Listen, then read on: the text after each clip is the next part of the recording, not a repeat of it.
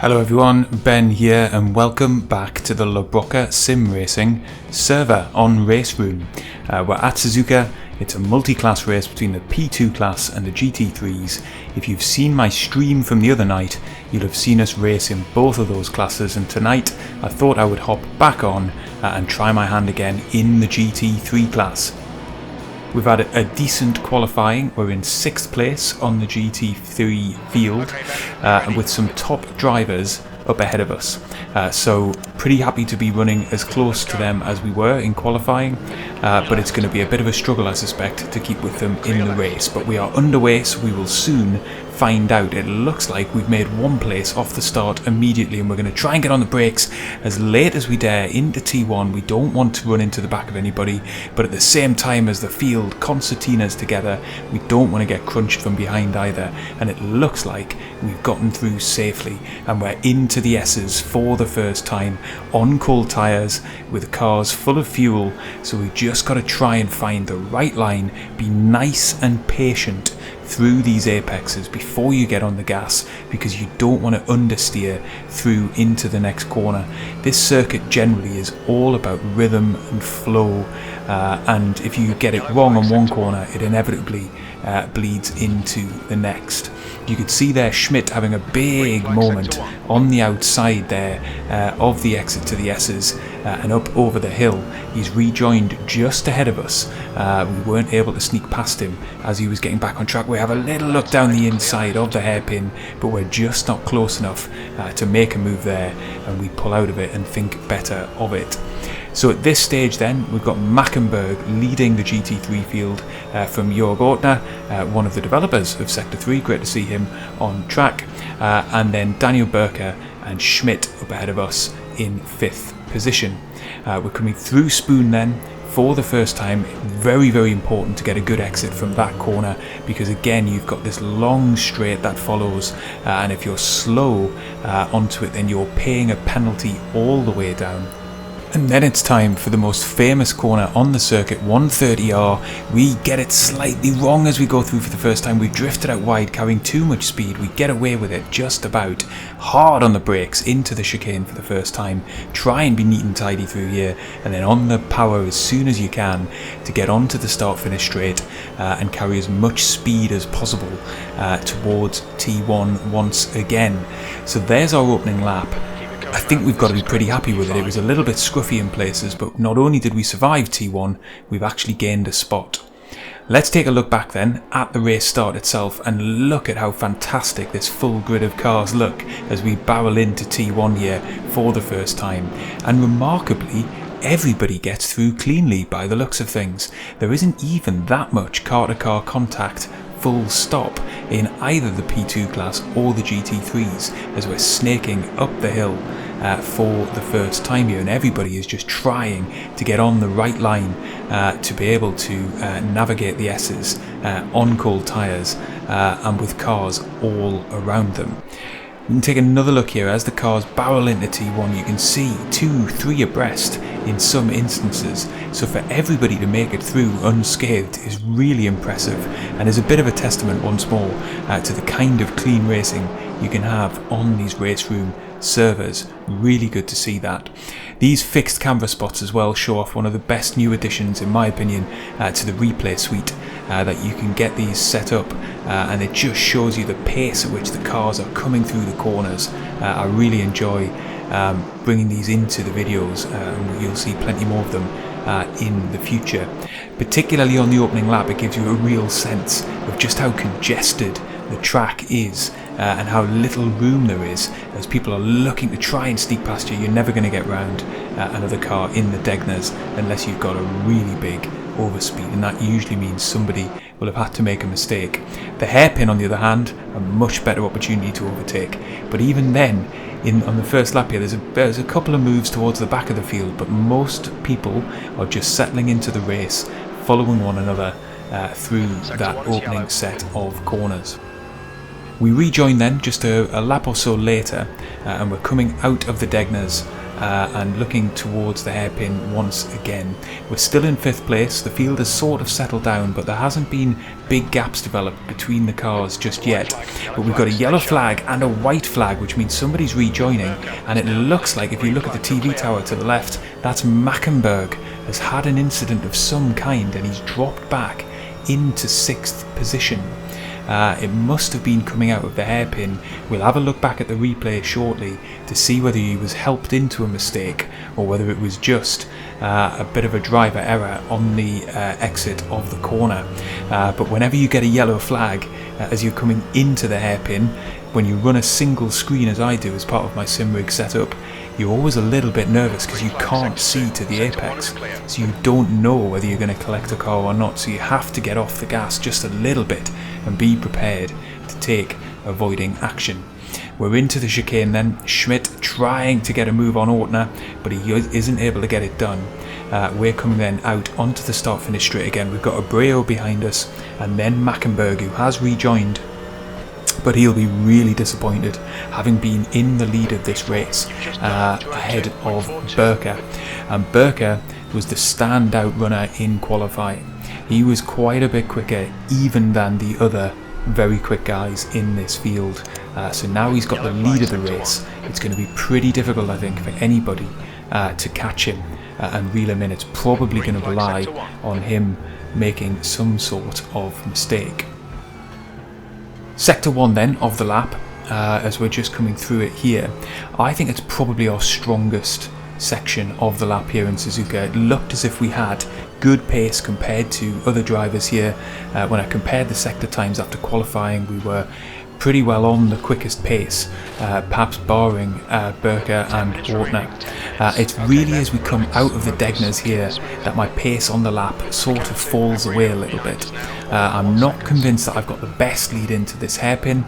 I was experimenting with different lines, shifting down to 1st gear, 2nd gear, and really that's about as good as I could get it through the course of this race. But you can see the cars up ahead, Schmidt there, pulling away from us on the exit of that corner, and Abreu managing to just claw in another 10th or 2 behind us as a result of not getting the best exit really. And then here in Spoon, I think we're not doing it too badly getting through that corner, but we could definitely optimise our line there and carry more speed, probably with a wider entry into the second part of the corner that would allow us to straighten up the steering earlier and get on the gas earlier as well.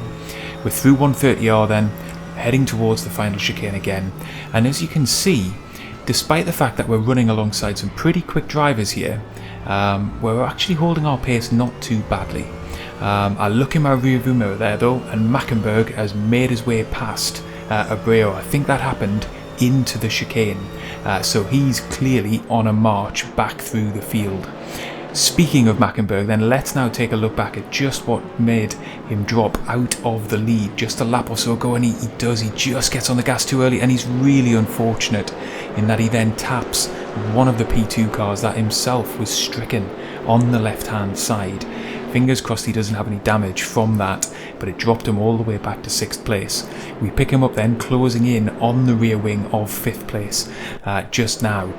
He's coming down the straight. He's going to have a brilliant run here if he just keeps neat and tidy behind the driver ahead, doesn't try anything silly into 130R, that's a recipe for disaster. Instead sets the move up for the chicane, so that patience is going to pay off here as he's able to get down the inside, later on the brakes and make the apex of the corner. He can then just shut the return move off as he parks it on the second apex of the chicane and get a decent drive out onto the start finish straight, and that will probably be the move done. Although it's interesting, Abreu is looking at trying to get the move back, but he can't do it. He just doesn't have the speed down the straight. He has to tuck back in behind Mackenberg, and he is now up into 5th position. We rejoin then just as we're approaching half race distance, and over the last lap or so we've seen Mackenberg close in, but nothing too dramatic. The gap is 3/4 of a second. We've got a 2.2 second gap up to Schmidt, but we get a pretty poor trip through Spoon this lap, and you can see visibly that Mackenberg is closing in on us, and now the gap is around half a second. So I'm beginning to feel a little bit of the pressure And I know that Mackenberg is a quicker driver, he's a 2K rated driver, and I've got about 7 minutes to try and survive an onslaught from him as he tries to recover from that mistake. He's much better on the brakes than we are into the chicane here, and look at how he's closed up. It's now just 0.3 of a second behind us. He's going to be in our slipstream down the start-finish straight here, so I'm going to come under big pressure into T1. I make a decision at this point. I'm going to stick to the racing line. I've raced quite a bit here at Suzuka, and I'm not always convinced that the inside line's where you want to be into T1.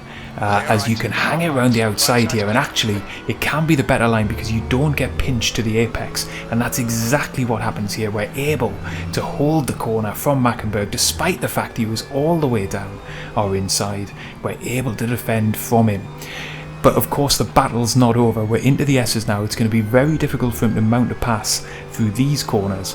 So I have to keep it neat and tidy because it's only going to be a mistake of mine that allows him in again immediately.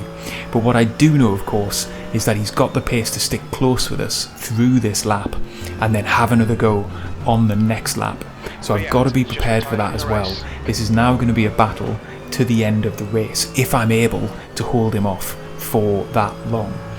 So we get on the brakes into the hairpin. I take a defensive line, more defensive than I would normally, just in case he was going to make a move down our inside.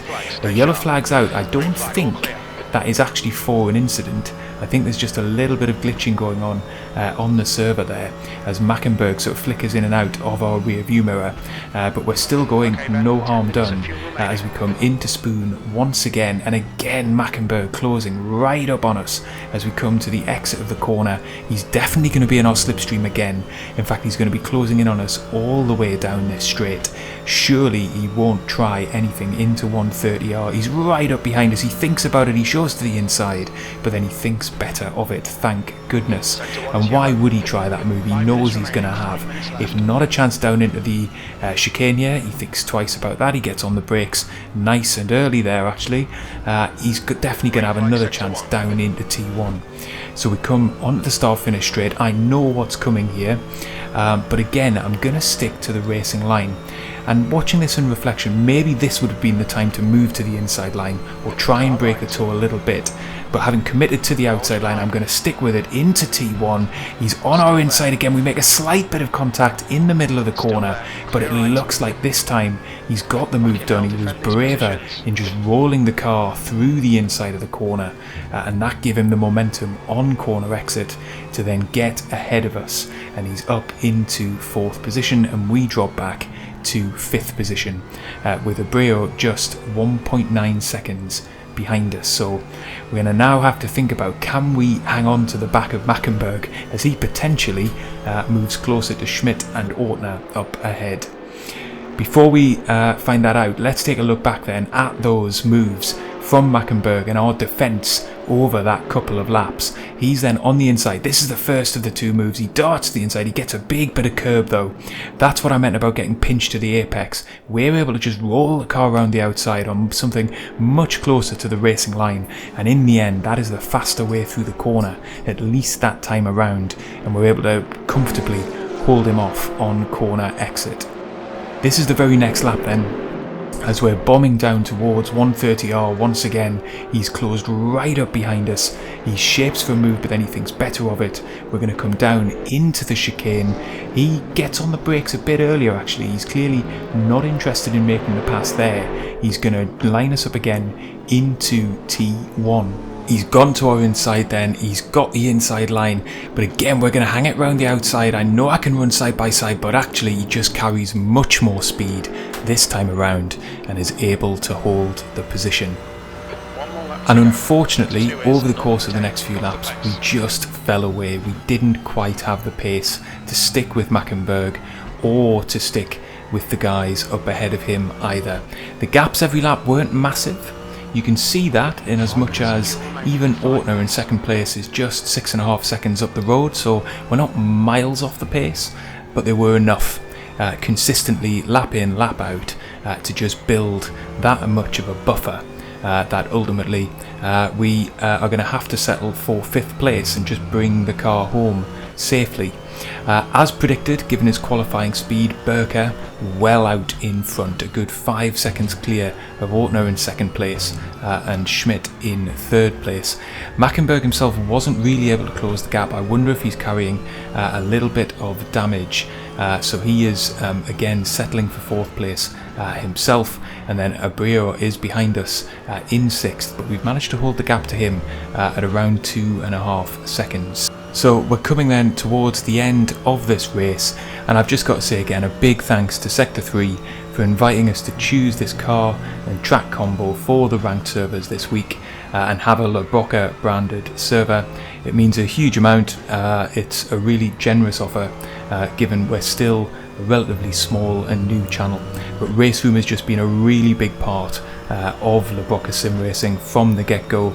It's been the mainstay of the channel really, and for precisely races like this where we've had some good battles, all clean and fair, we're running at a good pace, and we're going to come home with a very tidy finish as we come into the chicane for the final time, get our line right through that corner, and we're going to get towards the start finish line to come home in 5th place and hopefully get a bit of a bump to our rating as we do. And there we go, we cross the start finish line to come home with a top 5 finish, making up 1 spot on our qualifying position. Here's the final confirmed results then of the race. A really good finish for us in a very, very competitive field. In fact, I'd say that's probably the best pace I've ran against the top ranked drivers on RaceRoom so far. So we didn't get a podium or anything like that, but a 5th place finish is very solid for us. And actually, I then went to have a little look at our rating. I don't often do this within videos, and I discovered it's my 100th race on RaceRoom ranked servers. And what a good race to have for it, because it's also taken us above 1800 as a rating for the first time since I've been running on RaceRoom Online. And you can see as we go all the way back to our first races in the BMW Cup car at Brands Hatch, right the way through all of the other combinations we ran since the back end of 2020. So it feels very fitting that we were able to run our 100th ranked race on the Broca Sim Racing branded server on RaceRoom, and that we got such a good result. So really happy with that. So next up, I'm going to be trying the P2 class. There'll be another race coming from Suzuka. I hope everybody who's watching is having an opportunity to go and have a go at this combination yourselves. If you have, let me know how you got on in the comments, and if you enjoyed this video, leave a like and subscribe to the channel, and I will see you next time.